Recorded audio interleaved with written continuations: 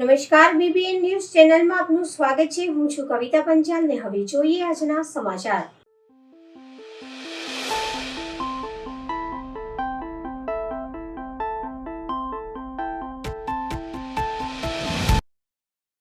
ભણતર સાથે ગણતર અને સમાજ માટેની જવાબદારી। મહારાજા સયાજીરાવ યુનિવર્સિટી ઓફ બરોડાની ફેકલ્ટી ઓફ પરફોર્મિંગ આર્ટ્સ અને રેડ ક્રોસ સોસાયટીના સંયુક્ત ઉપક્રમે વિદ્યાર્થીઓમાં ભણતર સાથે સમાજ માટેની લાગણી અને જવાબદારીની સમજ વધે તે હેતુથી નવા વર્ષની ઉજવણીના ભાગરૂપે કોન્સર્ટ હોલમાં રક્તદાન કેમ્પનું સફળ આયોજન કરવામાં આવ્યું।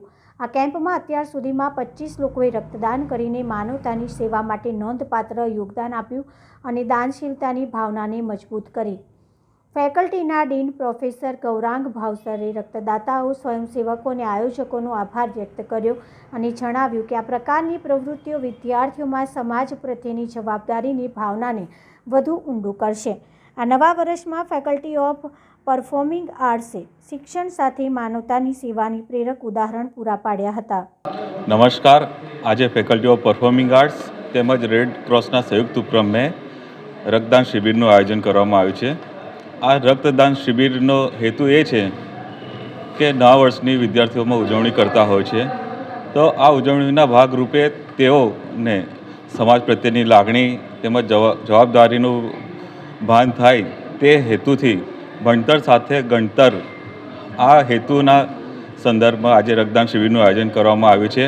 હું doctor Nitin Parmar, faculty of performing arts. અત્યારથી કેટલા બ્લડ ડોનેટ કરવામાં આવશે અને કેટલા થશે? અત્યાર સુધી 15 જેટલા વિદ્યાર્થીઓએ બ્લડ ડોનેટ કર્યું છે। ઘણા બધા વિદ્યાર્થીઓ આવે છે, શિક્ષકો પણ આવે છે, ઘણા એલિજિબલ નથી થતા હોતા, પણ વધુમાં વધુ થાય એવી સંભાવનાઓ છે। વારસિયા ખાતે બહેરાણા સાહેબની ભવ્ય શોભાયાત્રા નીકળી। આજરોજ વડોદરા શહેરના વારસિયા ખાતે ભગવાન ઝૂલેલાલ મંદિરની સિંધુ સાગર સુધી બહેરાણા સાહેબની જ્યોત સાથે અને ભવ્ય શોભાયાત્રા નીકળી હતી। સોનુ મહારાજ દ્વારા વારસિયા ખાતે ભવ્ય શોભાયાત્રા સાંજે 7 વાગે નીકળી હતી અને રાત્રે 9 કલાકે પ્રેમ પ્રકાશ ધર્મતીર્થ થઈને સિંધુ સાગર પહોંચી હતી, જેમાં સિંધી સમાજના લોકો મોટી સંખ્યામાં હાજર રહ્યા હતા। हमारे सिंधी समाज के इष्ट देव झूलेलाल दिन का दिन है, चांद का दिन, चंडौरी, जिस वजह से ऐसे मन में इच्छा हुई है कि हर महीने चांद के दिन पे झूलेलाल का बहराना साहब ज्योति साहब के स्वरूप में हर चांद पे निकालेंगे, झूलेलाल मंदिर से पूरी वारसिया में घुमाएंगे और सिंधियों का जो इष्ट देवता है उनके लिए सेवा करेंगे। मेरा नाम सोनू महाराज, भगवान ने जो करवाया वो करवा रहे हैं। धन्यवाद। जय झूलेलाल। आज हमारे सिंधी समाज का जो दर महीने क्या एक दिन हमारा चंद्र आता है, चंड कहते हैं हम उसको सिंधी में, और ये दिन पे हम पूरी पूजा अर्चना झूलेलाल साहब की पूरी पूजा अर्चना करते हैं। और ये मैंने सोनू महाराज की तरफ से ये बहराना साहब का भी आयोजन किया गया है, और ये बहराना साहब झूलेलाल मंदिर से निकल के प्रेम प्रकाश धर्म के निशान होके सिंधु सागर तक जाएगा, वहाँ पूजा अर्चना कर जाएगी और ज्योत को परवान किया जाएगा। और हमारे सिंधी समाज में जो चंद कहते हैं, जो चंद्र, वो हमारे कोई भी कार्य होता है ये हमारा बहुत शुभ कहवाता है। ये दिन हम कोई कुछ भी देखते नहीं है, ये कार्य ये दिन पे कोई भी कार्य हम कर सकते हैं शुभ। और हमारा सिंधी समाज का ये महीने के अंदर ये चंद्र है, पूरा मानते हैं। सन्मुख ज्ञानचंद आणे। आज यहाँ जो झूलेलाल मंदिर में कार्यक्रम है वो जैसे झूलेलाल भगवान का जन्म हुआ था चैत्र महीने के शुद्ध बीज के दिन, तो जो शुद्ध बीज आती है हर महीने, तो हर महीने हम भगवान का जन्मदिन मनाते हैं। और जो भगवान का आदेश था, जो जल और जोत की पूजा करेगा वो भी पूजा करेगा। तो ये बहराना साहब बना के हम अभी तालाब में विसर्जन करेंगे, तो इसमें जो फल फलादी है सब जल के जीव खाएंगे और जोत और जल की पूजा हो जाएगी। तो हर महीने ये हम उत्सव करते हैं। तो आज साल का पहला दिन है, 1 जनवरी, तो हमारी इच्छा हुई कि आज झूलेलाल साहब का बहराना डीजे के साथ निकाले और पूरे संत कॉलोनी में घुमा के बाद में विसर्जन करें। जय झूलेलाल। भगवान नाथ खटूमल टेलनामाणी, झूलेलाल मंदिर के ट्रस्टी।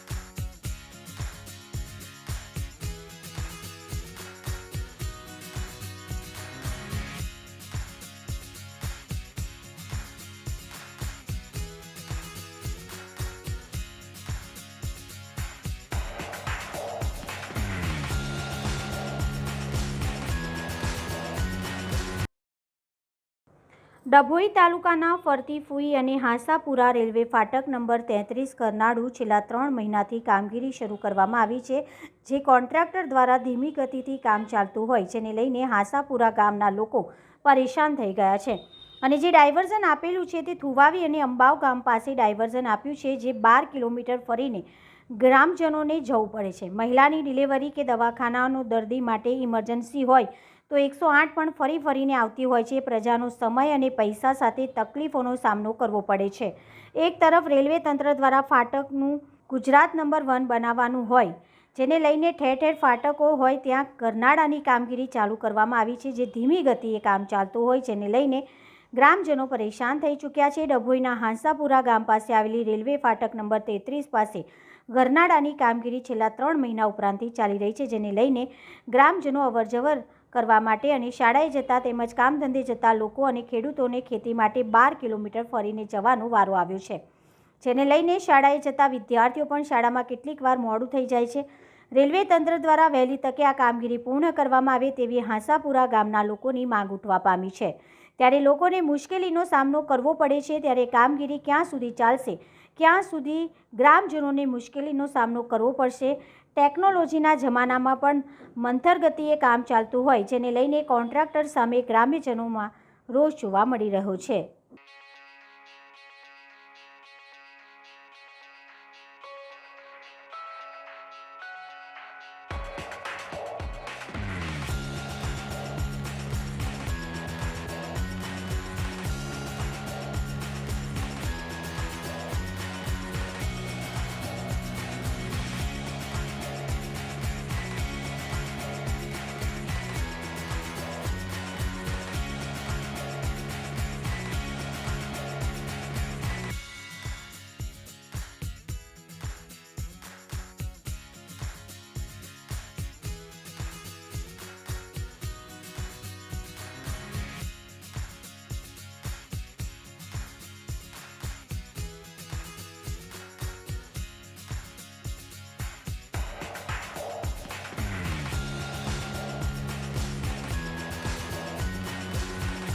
આપ જે પુરાથી ફરતી કોઈ ડભોઈ જવા માટેનું જે ગરનાળું બને છે એ એકદમ ધીમી ગતિએ ચાલે છે.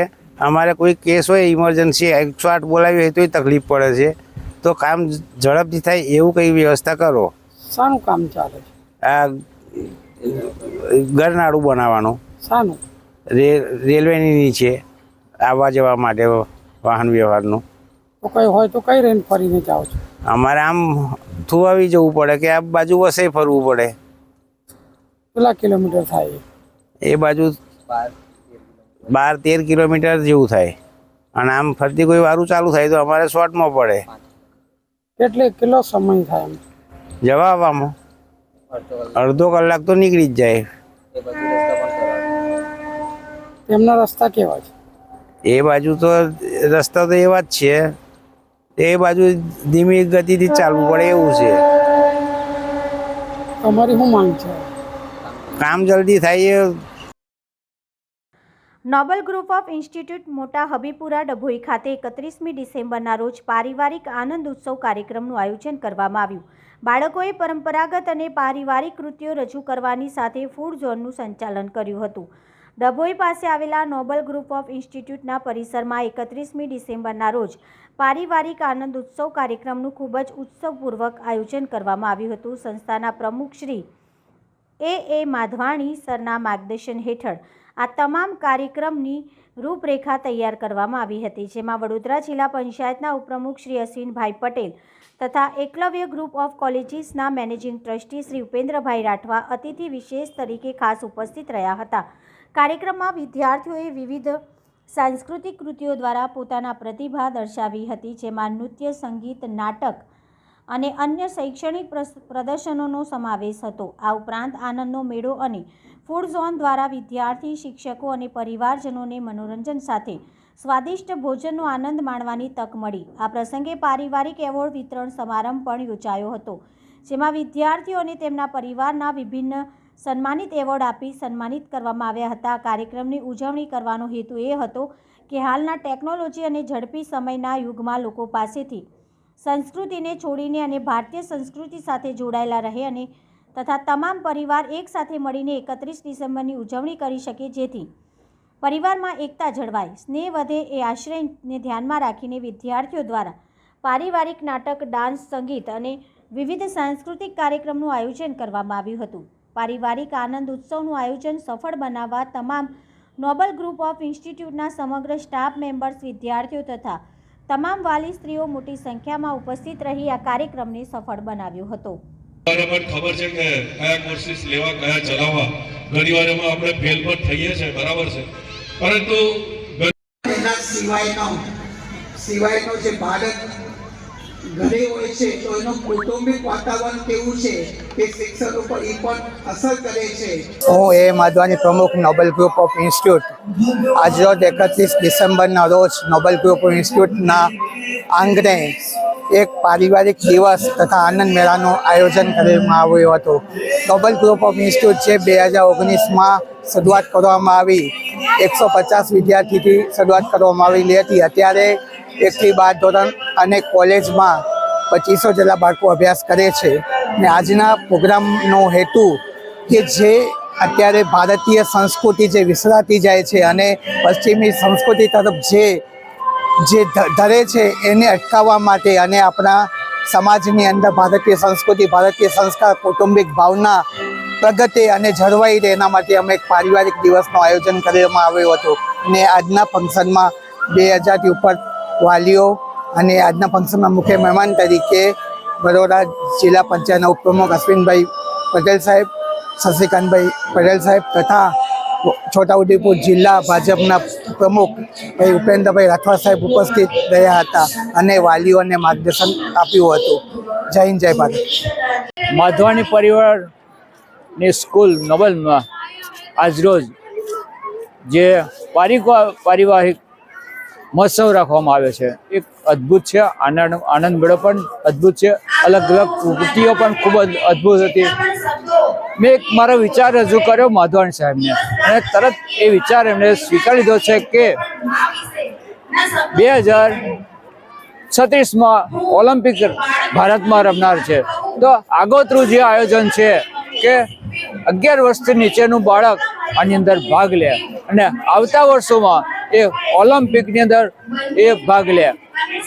વડોદરા જિલ્લો અને તેમાં ગુજરાતમાંથી સૌથી વધુ સ્પર્ધકો અહીંયાથી આવે તે માટે જે સરકારનું આગોતરું આયોજન છે, એ આયોજનની અંદર વધુ ને વધુ બાળકો માધવાણી સાહેબની સ્કૂલમાંથી ભાગ લે એ માટે જે વિચાર રજૂ કર્યો અને એમને સ્વીકાર્યો છે.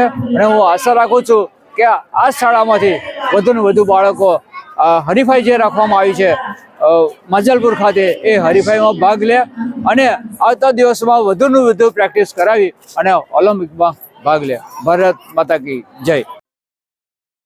વડોદરાના કોર્પોરેશનમાં લાગી નાની આગ. ચેરમેનની બાજુના કોન્ફરન્સ હોલની બહાર આગ લાગી હતી. શોર્ટ સર્કિટના કારણે આગ લાગી. સિક્યુરિટીને જાણ થતાં મોટી જાનહાનિ ટળી. સિક્યુરિટીએ સમય સૂચકતા વાપરી અગ્નિશામકનો કર્યો ઉપયોગ. અગ્નિશામકથી આગ બુઝાવવામાં આવી હતી.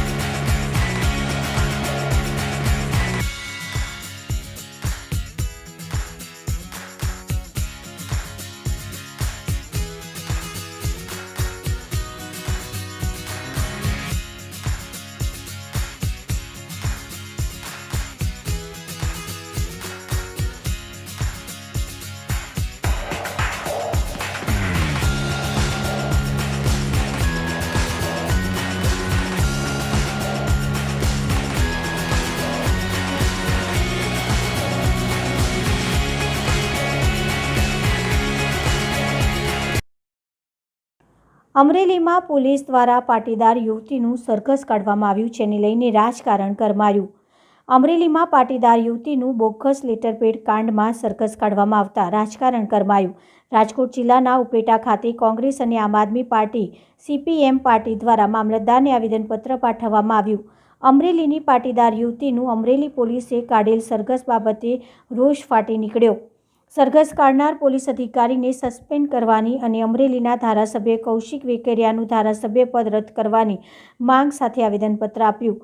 ભાજપના અંદરના વિખવાદના કારણે લેટર વાયરલ થયો અને ટાઈપિસ્ટ પાયલ પટેલ નામની યુવતી પર અમરેલી પોલીસે ગુનો દાખલ કરીને યુવતીનું સરઘસ કાઢ્યું હતું. પાટીદાર યુવતીના સમર્થનમાં આવેદનપત્ર આપવામાં આવ્યું હતું. મારું નામ ડાયાભાઈ ગજેરા, ઇન્ડિયા ગઠબંધનના પક્ષનો એક આગેવાન છું.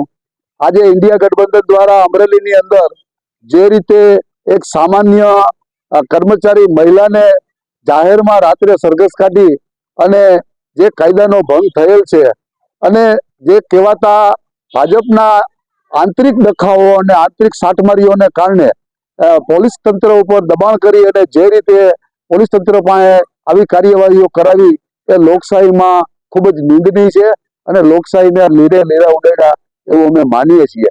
આમ જનતામાં સરકાર વાતો કરે છે કે અમે મહિલાઓનું રક્ષણ કરીએ છીએ, એ સરકારના જ વહીવટી તંત્રો આ રીતે મહિલાને અપમાનિત કરે અને સરા જાહેર એને ખુલ્લું મોઢું રાખીને કરે. ગુનેગારોના મોઢા ઢાંકીને રાખવામાં આવે અને આ દીકરીનું મોઢું ખુલ્લું રાખીને એને સરઘસ કાઢવામાં આવે. ત્યારે માનની આપણા આરોગ્ય જે ગૃહમંત્રી છે એ સંઘવી સાહેબ વાતો કરે છે કે કાયદો કોઈને નહીં છોડે, પણ જે હકીકતે મોટા ગુનેગારો છે એને છોડી દે છે અને નાના કર્મચારીઓનો ભોગ લેવામાં આવે છે. બીજી વાત કહું તો આ પ્રકરણની અંદર મુખ્ય ભૂમિકા જે ભાજપના આંતરિક ડખામાં છે તે ધારાસભ્ય કૌશિક વેકરિયા છે અને કૌશિક વેકરિયાના દબાણને લઈને આ બધી કાર્યવાહી થઈ છે. માટે એને ધારાસભ્ય તરીકે રહેવાનો કોઈ અધિકાર રહેતો નથી. એટલે હજી અમે માનની આપણા રાજ્યપાલ મહોદય દેવવ્રતજીને આવેદનપત્ર આપી અને આ સમગ્ર પ્રકરણની તપાસ કરી અને ધારાસભ્યશ્રીને સસ્પેન્ડ કરવા જોઈએ અને જવાબદાર જે કઈ અધિકારીઓએ આ કાર્યવાહીઓ પોલીસ તંત્રએ કરી છે તેની સામે પણ કાર્યવાહી કરવી જોઈએ. પ્રમુખ ઉપલેટા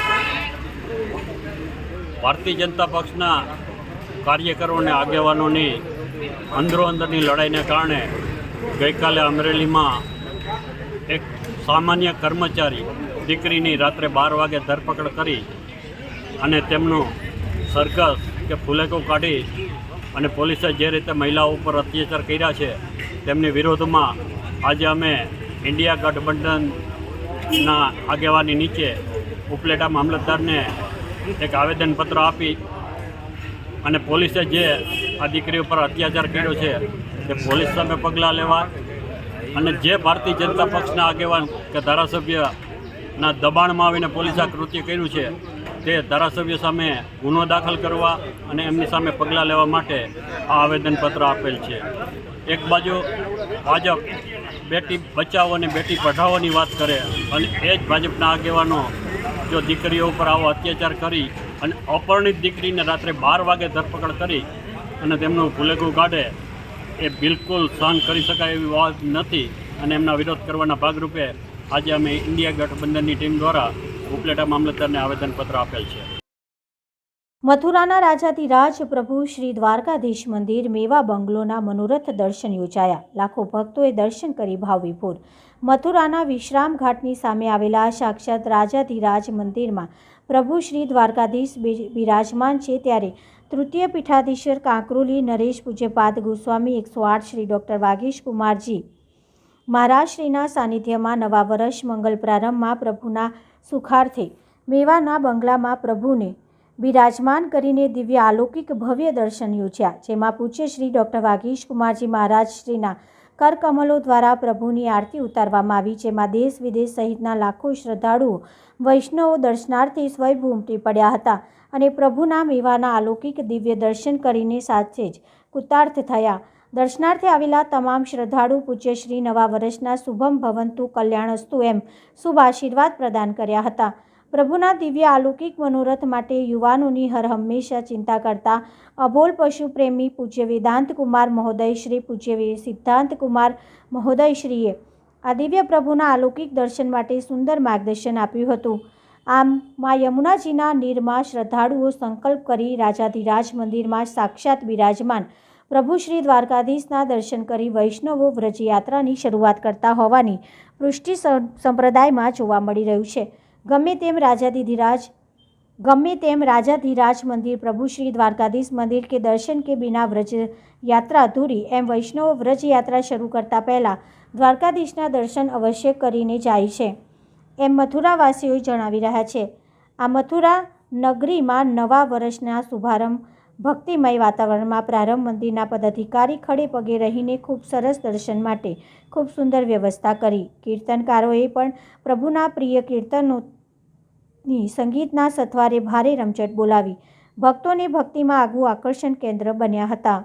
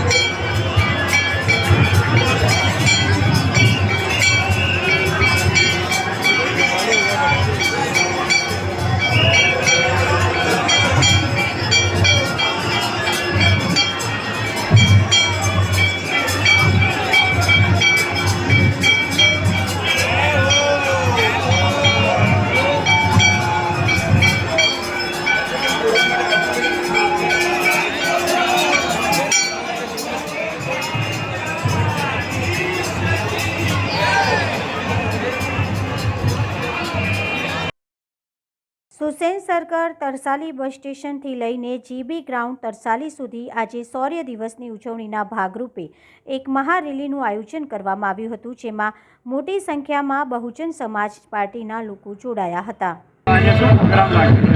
આજનો પ્રોગ્રામ એટલે શૌર્ય દિવસ 1 જાન્યુઆરી 1818ની અંદર એક ભૂખ્યા તરસ્યા એવા વ્યક્તિઓ જેને એની સાથે બહુ અન્યાય થતો હતો, એવા વ્યક્તિઓ એને મહારો કહેવામાં આવે છે. 500 મહારો એને 28,000 પેશવાઓને કાપી નાખ્યા. તે દિવસથી આજ સુધીમાં શૌર્ય દિવસ તરીકે ઉજવવામાં આવે છે.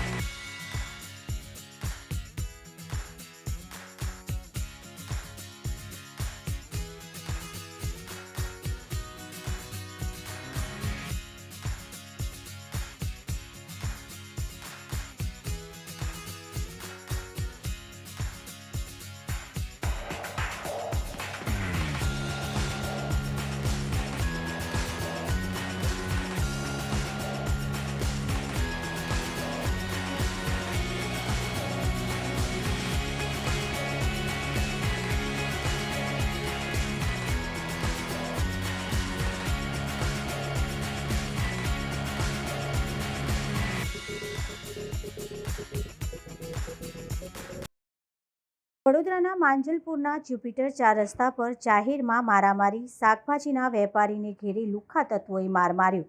શાકભાજી બાબતે તકરાર થતાં માર માર્યો હતો. શાકભાજીના વેપારી પર લાકડી, તીક્ષ્ણ હથિયાર સાથે 10થી વધુ લોકો તૂટી પડ્યા. વેપારીને માથા, હાથ અને શરીરના ભાગે ગંભીર ઇજાઓ પહોંચી. મારામારીની ઘટનામાં માંજલપુર પોલીસે ગુનો નોંધી વધુની કાર્યવાही हाथ धरी है। नाम है मेरा, रामविलास सनाप नंद किशोर।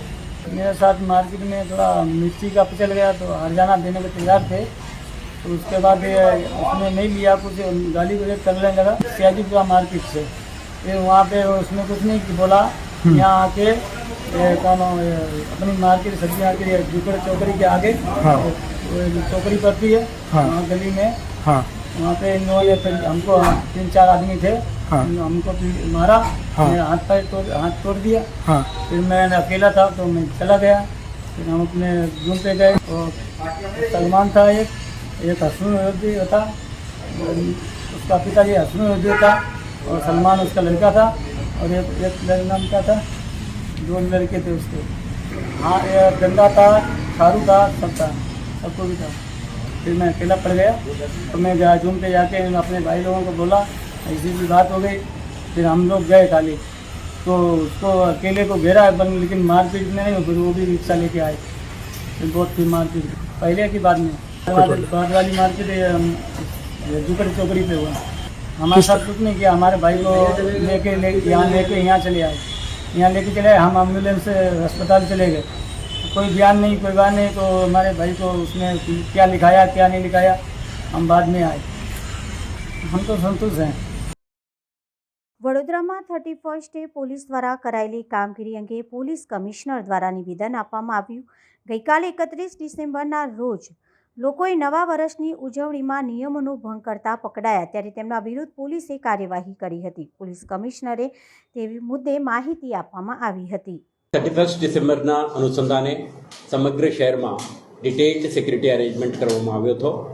આના ભાગરૂપે શહેર પોલીસના તમામ અધિકારીઓ કર્મચારીઓ specialized teams of she team, મહિલા પોલીસ, પીસીબી, ડીસીબી એ સૌજન્ય ટીમો તૈનાત હતા।